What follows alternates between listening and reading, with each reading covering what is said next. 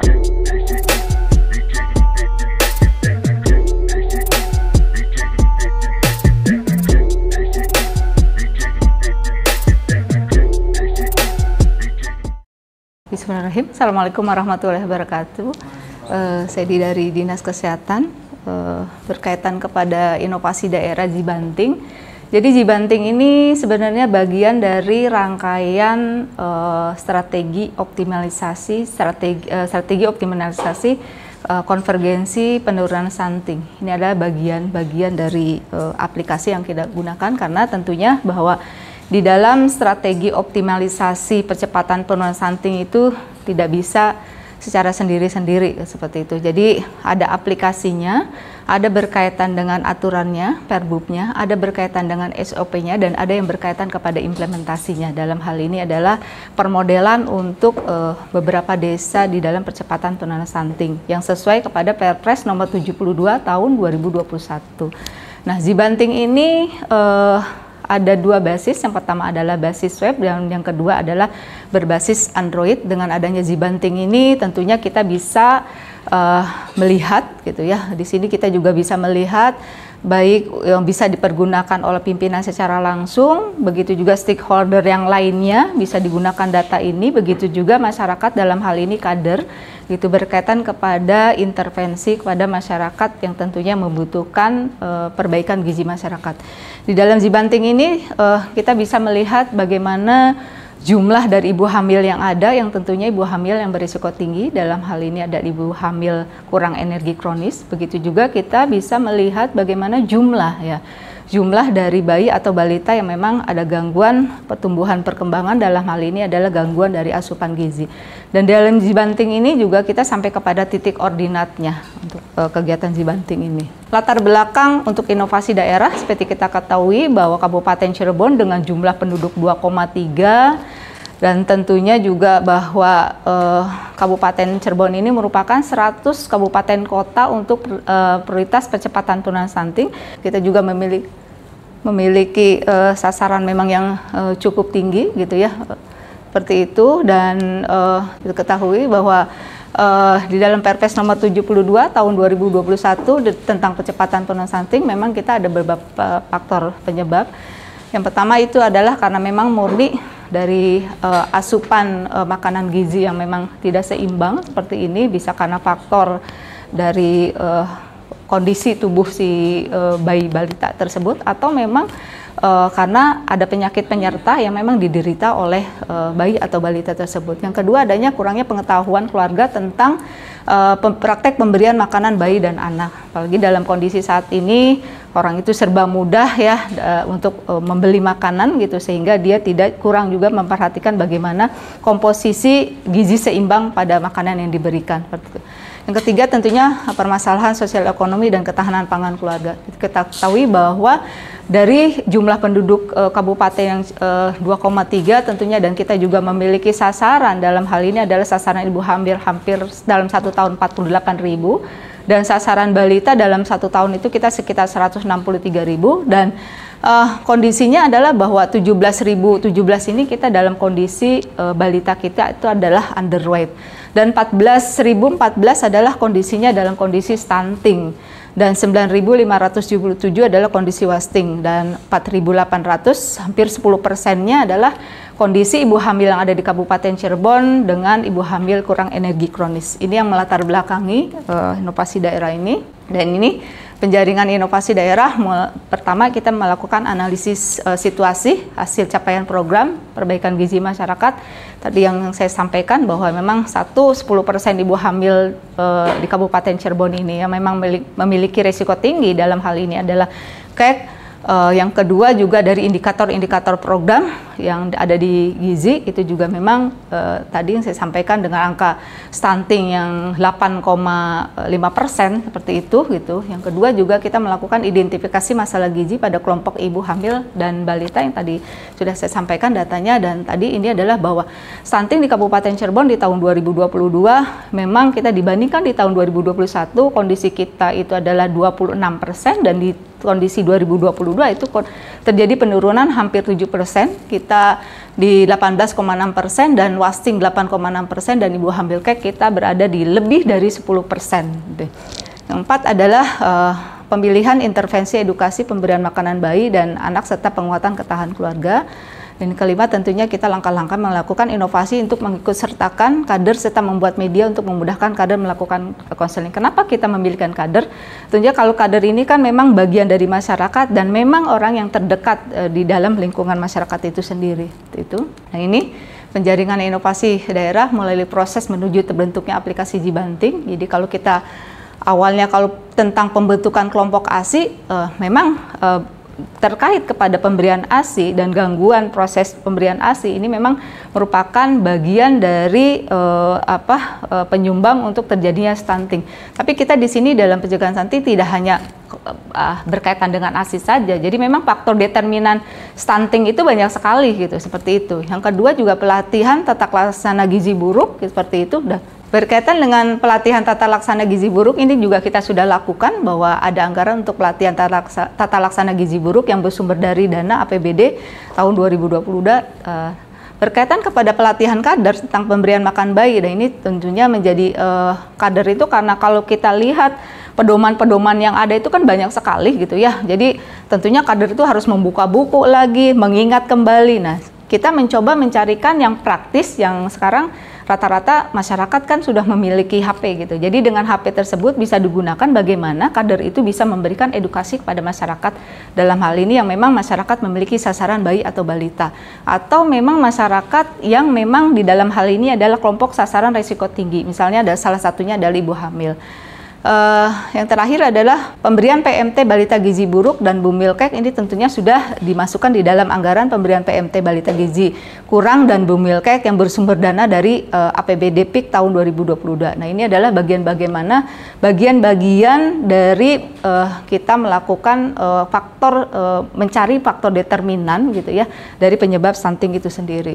Nah ini pemilihan ide inovasi daerah ini kenapa masih harus dibanting tadi bahwa kader itu perlu keahlian di dalam memberikan konseling gitu ya, bagaimana pemberian makan bagi anak. Tentunya ya materi-materi PNBA ini kan dengan setiap tahunnya terjadi perubahan gitu ya, perubahan materi-materi yang ada ini kan sangat banyak gitu. Dan ini juga tentunya membuat kader itu buka buku lagi gitu. Kadang buku mungkin bisa hilang atau bisa keselip gitu ya. Jadi kita memang harus mencarikan yang mudah bisa diakses baik oleh petugas maupun oleh kader. Nah dengan Jibanting ini kader tidak perlu mengingat karena semua materi konseling telah disiapkan dalam aplikasi Jibanting ini.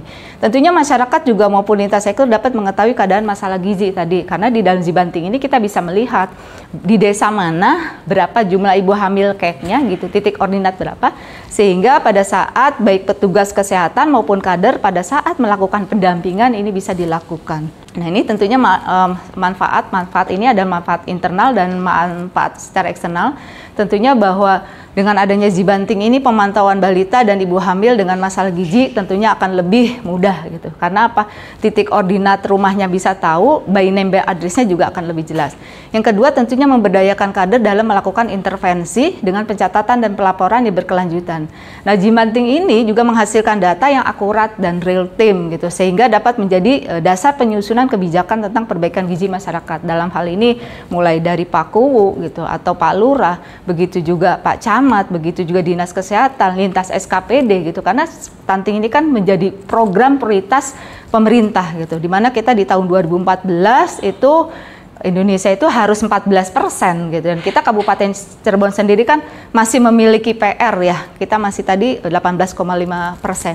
Dan tentunya bagi masyarakat dalam hal ini adalah masyarakat khususnya kader mempunyai keahlian di dalam konseling PMBA. Nah masyarakat dan SKPD lain juga dapat mengetahui jumlah balita dengan masalah gizi dengan mengakses Jibanting tersebut, dan tentunya meningkatkan akses masyarakat untuk mendapatkan pelayanan kesehatan menjadi lebih mudah lagi. Nah ini kalau kita perhatikan dampak inovasi daerah gitu, karena memang kondisi stunting ini adalah kondisi di mana bayi atau balita yang memang tinggi badannya itu menurut umur itu -2 atau -3. Tentunya ini juga berdampak terhadap kesehatan mereka, yang tentunya dengan kegiatan ini juga usia harapan hidup itu meningkat. Terus tentunya juga balita stunting.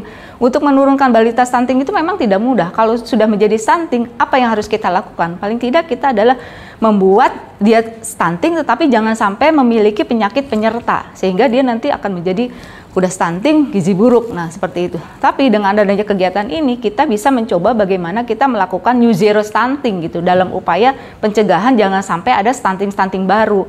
Tadi salah satunya kan kita akan melakukan intervensi kepada ibu hamil kurang energi kronis. Begitu juga balita wasting ya, balita wasting menurun, ibu hamil kayak karena sudah tahu data bayi nempel address, titik ordinatnya di mana, dilakukan intervensi, dilakukan pendampingan baik oleh masyarakat, oleh kader maupun SKPD yang terkait. Yang selanjutnya adalah kemudahan akses bagi lintas sektor untuk mengetahui data masalah gizi. Nah, ini kalau kita lihat berkaitan dampaknya. Kalau berkaitan kepada penanganan stunting ini kan kalau kita berdasarkan Perpres 72 nomor 21 itu sasarannya mulai dari usia remaja, calon pengantin, ibu hamil. Jadi di dalam satu siklus kehidupan. Di sini saya mengasumsikan bahwa jumlah rata-rata ibu hamil di Kabupaten Cirebon itu kan per tahun 48.000 ya. Nah, 10% ya dari ibu hamil tersebut berisiko mengalami KEK itu sekitar 4.800. Biaya intervensi ibu hamil KEK itu sekitar 2.250 per orang selama 3 bulan ya, sehingga di sini kita dapat menghitung kalau ibu hamil ini yang ada di Kabupaten Cirebon yang perkirakan 10% dapat kita tekan dia tidak menjadi KEK, ini kita dapat mengurangi atau beban anggaran itu sekitar 10.800 juta. Ini untuk ibu hamil KEK saja dengan satu sasaran ibu hamil KEK. Begitu juga kepada bayi atau balita stunting tadi gitu kan, kita Kabupaten Cirebon itu memiliki 14.014 ya dari 163.238 balita di Kabupaten Cirebon yang mengalami stunting. 20%-nya dari jumlah tersebut diakibatkan oleh gizi buruk, yaitu 2.803 bayi per tahun. Nah, 14%-nya dari jumlah tersebut diakibatkan oleh gizi kurang, 1.962 bayi atau balita per tahun. Sehingga biaya intervensi balita stunting akibat gizi buruk itu 4.500 per kasus per 3 bulan gitu. Jadi ini dihitungnya ini 1 bulan, jadi dikalikan 3. Sehingga biaya intervensi balita stunting akibat gizi kurang itu tadi ya 2.250 per kasus per 3 bulan. Sehingga didapat rata-rata kebutuhannya ya di sini dalam 1 tahun itu sekitar berapa? 16 miliar 960 juta 500. Risiko terjadi stunting baru tadi gitu ya, itu kan 30%. Ini memang sesuai di dalam Perpres nomor 72 tahun 2021. Jumlah stunting existing kita itu kan tadi 14.014 ya, berarti 30%-nya sekitar 4.205 bayi gitu, bayi atau balita. Akibat dari gizi buruknya adalah 20%, sehingga jumlah total anggarannya 3 miliar sekian, dan akibat gizi kurangnya 14%, sehingga total anggarannya 1.324 juta sekian. Kalau di total ini hampir kurang lebih 35 miliar. Jadi kalau kita melakukan intervensi dalam percepatan penurunan stunting yang sesuai kepada konvergensi intervensinya gitu. Jadi tidak hanya kita terbatas kepada aplikasi. Jadi seluruh elemen ini kita lakukan, kita bisa secara menghemat anggaran itu hampir 35 sampai 36 miliar gitu.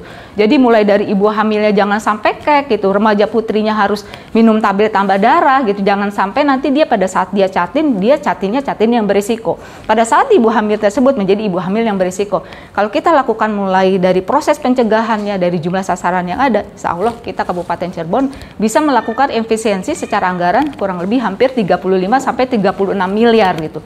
Tambah lagi dengan tadi penguatan aplikasi yang memudahkan baik untuk masyarakat itu sendiri mendapatkan informasi, begitu juga kader untuk memudahkan dia melakukan konseling atau edukasi, begitu juga SKPD yang terkait gitu. Saya harus melakukan apa? Selama ini kan kita jumlah sasaran stunting berapa sih? Nah, ini kan berarti larinya ke kesehatan. Kesehatan berapa ini jumlahnya kan seperti itu. Tetapi dengan adanya aplikasi Zibanting ini gitu ya. Jadi kita nggak usah nanya lagi berapa jumlahnya, di mana alamatnya gitu. Jadi secara jumlah sasaran juga bayi name address-nya ada, secara real time berapa jumlahnya juga ada. Nah, seperti itu. Nah, ini dokumentasi pelaksanaan Zibanting yang bisa dilaksanakan pada saat baik kader dalam hal ini pada saat ini ada koas ya ini ya yang melakukan pendataan dengan menggunakan aplikasi Zibanting. Ini yang sudah dilakukan.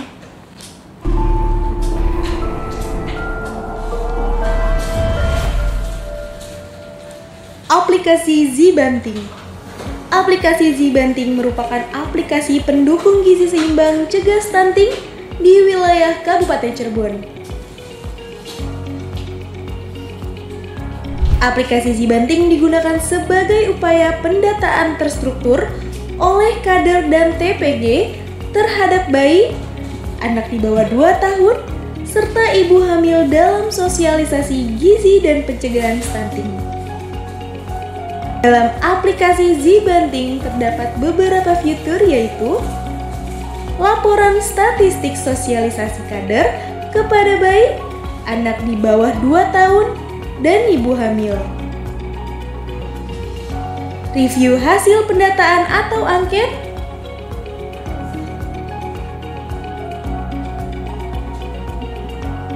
terdapat rekomendasi yang akan muncul setelah angket diinput kepada bayi, anak di bawah 2 tahun, dan ibu hamil.